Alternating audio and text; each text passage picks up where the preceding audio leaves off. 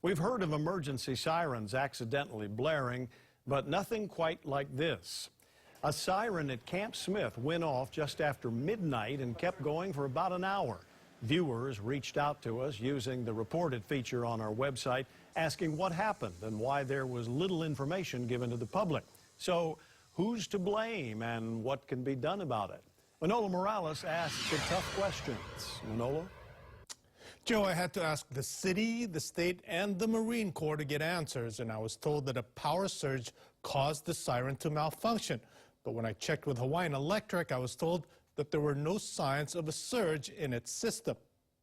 It was a long, sleepless night for many Halawa and Aiea residents. They tell me the siren kept blaring for what seemed like an endless hour, and just when they thought it had stopped, it would come back on again a few more times. After a while, you're kind of scared because it was so loud, and it was getting louder and louder. I know that they do the test every first of the month, but I've never heard anything so loud. So obviously the first thing you think is, oh my God, what's going on? There's an emergency. What do we do? The Honolulu Fire Department was called in to cut the lockbox and turn the power off.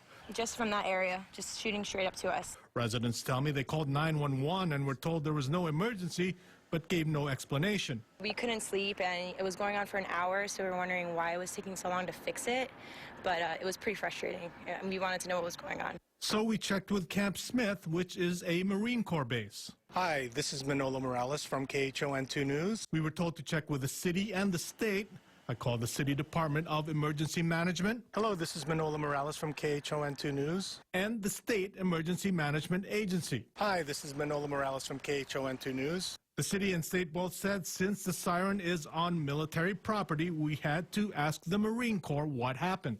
Hi, this is Manolo Morales from KHON2 News.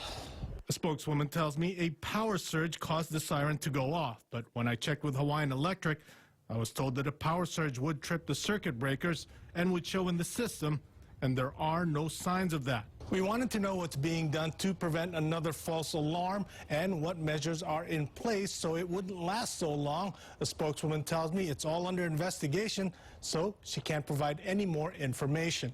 I also asked if we can get on base to get footage of the siren, but again, I was told no because it's under investigation. I also asked the city and the state about alerting the public. The city tells me it sent out a Nixle alert at 1:45 a.m. The state has not responded. Manolo Morales, KHON2 News.